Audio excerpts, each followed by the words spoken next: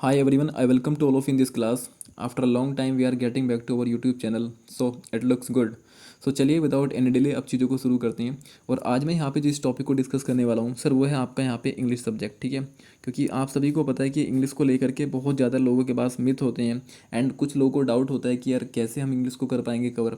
और ना कि सिर्फ डाउट होता है, कुछ लोगों को तो इसको लेकर के फोबिया भी हो जाता है। Phobia is nothing but a kind of fair, ठीक है। एक तरह का लोगों को डर होता है कि कैसे कैसे यार इंग्लिश को लेकर के हम कर पाएँ। और हो भी क्यों ना हो, क्योंकि इंग्लिश जो आप स्कूल लेवल में पढ़ते हैं उसका एक लेवल अलग होता है, कंपटीशन लेवल में पढ़ते हो वो एक बिल्कुल अलग लेवल की होती है।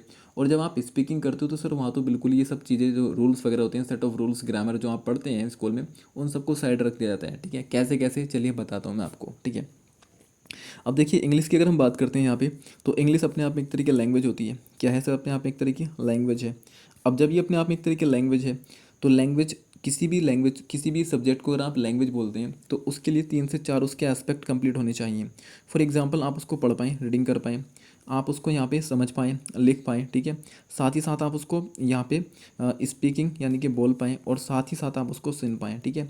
यानी कि किसी भी सब्जेक्ट को अगर आप लैंग्वेज का दर्जा देते हैं तो पहले तो आप उसको रीडिंग एबिलिटी यानी कि उसको आप लिख पाएँ ठीक से प्रॉपर, समझ पाएँ उसको, ठीक है, साथ साथ में, और स्पीक यानी कि बोल पाएँ, और साथ में आप उसको समझ पाएँ और सुन पाएँ, ठीक है। यानी कि 4 एस्पेक्ट को अगर कोई सब्जेक्ट कंप्लीट करता है तो आप उसको फिर लैंग्वेज बोल सकते हैं। अब जब आप इंग्लिश की बात कर रहे हैं तो इंग्लिश में जब आप इतना करने वाले हैं, यानी कि इन चारों एस्पेक्ट को आपने कंप्लीट कर लिया है, सवाल ये भी आता है आप क्या करें इसमें, मतलब आगे क्या है। तो सर लैंग्वेज को समझने के लिए सबसे पहले आपको काम करना होता है ग्रामर के साथ, ठीक है। तो ग्रामर पे आपको वर्क करना होगा। इसके बाद जब आपका ग्रामर सेक्शन कंप्लीट हो जाता है तो फिर नेक्स्ट सेगमेंट आता है जिसको आप बोलते हैं वोकैब के बारे में। हर कोई जानता है, बच्चा बच्चा जानता है, इनफैक्ट हर कोई भी आपको ज्ञान देता मिलेगा कि सर आपको अगर आप अपनी इंग्लिश अच्छी करनी है तो आप एक काम कीजिए, वोकैब इकट्ठी कर लीजिए, कोई डिक्शनरी वगैरह पढ़िए, फालतू की चीज़ें हैं, ऐसा कुछ नहीं होता है। बताते हैं कैसे कैसे होता है, क्लियर है। नेक्स्ट इन सब के बाद एक नेक्स्ट सेगमेंट आता है जिसको आप बोलते हैं आरसी, मतलब आपका रीडिंग कॉम्प्रीहेंशन, आपकी रीडिंग एबिलिटी कैसी है इसको चेक किया जाता है इसके अंदर। एंड जो इसका लास्ट पार्ट होता है जिसको आप बोलते हैं राइटिंग एबिलिटीज़, ठीक है, जिसको या फिर आप राइटिंग स्किल्स के नाम से जानते हैं। तो इसमें क्या होता है आपके फॉर एग्जांपल आपको ऐसे एप्लीकेशंस वगैरह दिए जाते हैं लिखने के लिए, सिर्फ यही जानने के लिए कि क्या आपकी राइटिंग एबिलिटी अच्छी है। तो वो सब चीज़ें यहाँ पे डिस्कस की जाती हैं। अब हम यहाँ पे डिस्कस करेंगे वन बाय वन करके कि हमें क्या क्या और कैसे कैसे पढ़ना चाहिए, ठीक है।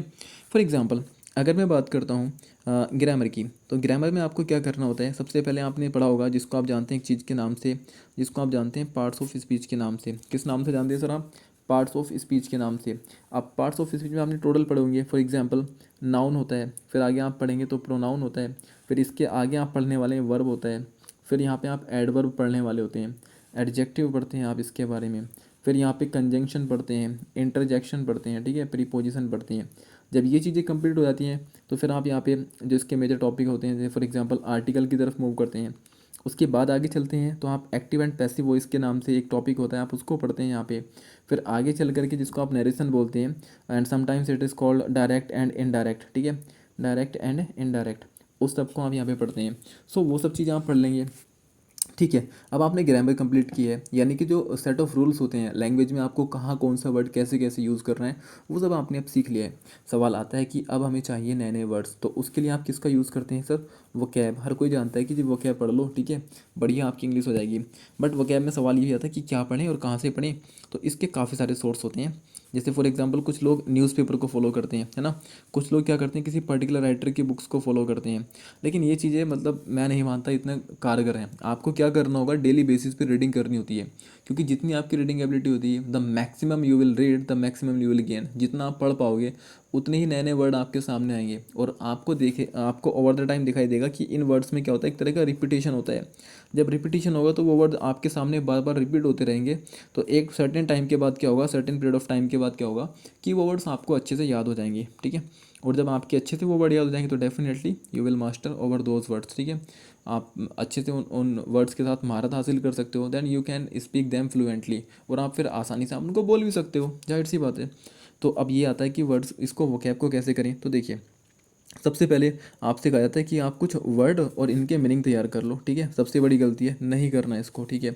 करना क्या होता है कि अगर आप कोई वर्ड्स पढ़ रहे हैं ना सर, तो सबसे पहले उसका पार्ट्स ऑफ स्पीच यानी कि उसकी वर्ड प्रोफाइल देखो कि ये वर्ड अपने आप में किस टाइप की प्रोफाइल लिए हुए हैं, और साथ ही साथ में इसका मीनिंग देखने के साथ साथ कोशिश करो कि आप इसको इंग्लिश में याद करें।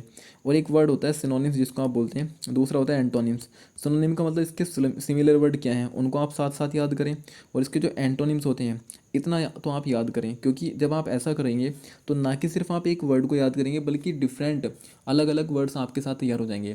प्लस अगर हो सकता है तो इस वर्ड का यूजेस भी देख लें आप, ठीक है, कैसे इसको यूज़ करना है सेंटेंस में, ठीक है।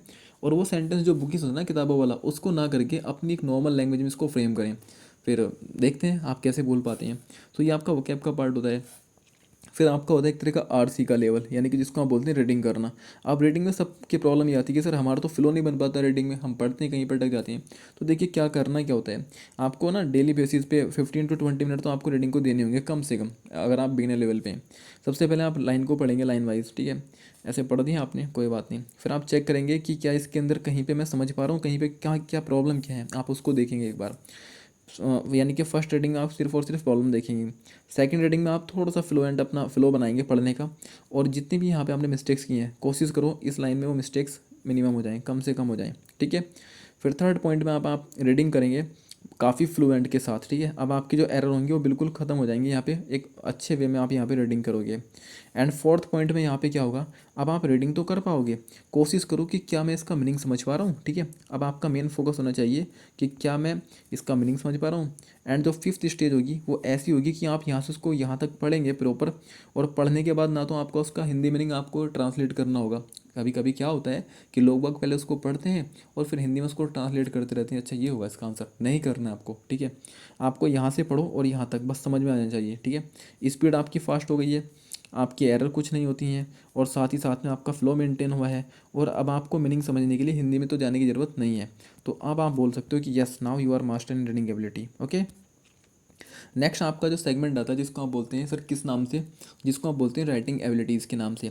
तो इसमें क्या क्या इंक्लूड होता है, तो कभी कभी आप देखते हैं यहाँ पे ऐसे आते हैं, इसके बाद यहाँ पे एप्लीकेशंस भी आते हैं, और अगर किसी एग्ज़ाम के बड़े लेवल पे जाते हैं तो सर यहाँ पे आपको रिपोर्ट राइटिंग भी मिल जाती है कि आपको रिपोर्ट राइटिंग करनी है, ठीक है।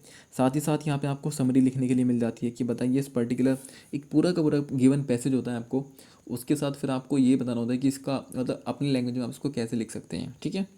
ये सब चीज़ें होती हैं, ये आपको करना होगा। सो ये तो आपका बेसिक इंग्लिश का होता है। अब आप कहोगे कि हमने तो ऐसे भी देखा है कि लोग बाग कहते हैं कि इंग्लिश सीखी है मात्र 30 दिनों में, 90 दिनों में, व्हाट्सएवर, वो क्या होता है। तो बच्चे वो क्या होता है, जब आप स्पीकिंग करते हैं ना मॉडर्न में, तो आपकी जो ये आउटडेटेड तरीका, एक तरह का ट्रेडिशनल मेथड जो है कि आप ग्रामर पढ़ें, ये सब चीज़ें, इन सबको हटा देते हैं साइड से। वो मेन काम करते हैं सर आपका स्पीकिंग पर, किस चीज़ के ऊपर, स्पीकिंग।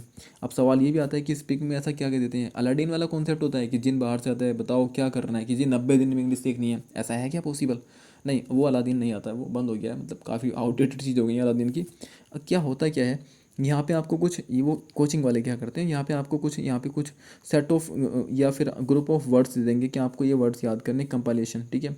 साथ ही साथ वो आपको रटवा देते हैं। फॉर एग्जांपल आपको शादी में जाना है तो आपको इस काइंड्स ऑफ दी की टॉक करनी है वहाँ पे। आप किसी डॉक्टर के पास जाते हो तो आपको इस लेवल की बातें करनी है। इनफैक्ट किसी आप स्कूल में जाते हो तो वहाँ पे आपको मैनेजमेंट से इस टाइप की बातें करनी है, वही सब चीज़ें होती हैं। और साथ ही साथ नंबर ऑफ़ द वर्ड्स को बहुत ज़्यादा वो याद कराते हैं, एंड मैक्सिमम रिपीटेशन उनका होता है, और जो मैक्सिमम उनका ध्यान होता है वो इसी चीज़ पे होता है कि बच्चा इन चीज़ों को रिपीट करे number of the multiple times. और साथ ही साथ यहाँ पे क्या होता है कि वो अपनी जो हेजिटेंसी है ना, मेन चीज़ क्या होती है सर, हेजिटेंसी। आप बोल ही नहीं पाती इस हेजिटेंसी की वजह से कि ये कैसे होगा, कि कहीं गलत ना हो जाए, ठीक है। बोलने से पहले आपका चेहरा लाल हो जाता है, कान गर्म हो जाते हैं, पैर काँपने लग जाते हैं, क्या हो रखा है, क्या इंग्लिश के अंदर कोई भूत भूत है क्या, लोग बहुत डर जाते हैं इतना सुन के, नहीं ना। सो इतना नहीं करना है बस आपको। स्पीकिंग में सिर्फ और सिर्फ इन सेगमेंट में काम जाता है, आपकी ग्रामर को अवॉइड कर जाता है। बट अगर आप ग्रामर से पढ़ करके आते हैं, इन सब चीज़ों को फॉलो करते हैं, तो मैं डेफिनेटली कह रहा हूँ कि ये एक तरह का ओवरनाइट प्रोसीजर तो नहीं है, टाइम तो इसमें लगता है, but after a period of time you will feel that yes हाँ कुछ तो है और बढ़िया सीखा है, ठीक है। तो ये सब चीज़ें हैं। अब सवाल ये भी आता है कहाँ से करें, कैसे करें। अगर आप चाहते हैं कि मैं इन सब चीज़ों को लेकर के आऊँ sequence by sequence, free of cost रहेंगी मेरी तरफ से, कोई ऐसा नहीं है, तो फिर तो आप बताएं कमेंट सेक्शन में, वीडियो को लाइक शेयर करें, तब जा करके मैं कर सकता हूँ, ठीक है। क्योंकि मेरे पास अभी लिमिटेड रिसोर्सेज हैं, तो मैं अकेला बंदा हूँ करने वाला। सो अगर रिस्पॉन्स नहीं आता तो फिर वही है ना, एक तरह का वेस्ट ऑफ टाइम। सो आप देखें इसके बारे में, सोचें कुछ, ओके। सो आज की वीडियो में इतना ही था, थैंक यू सो मच।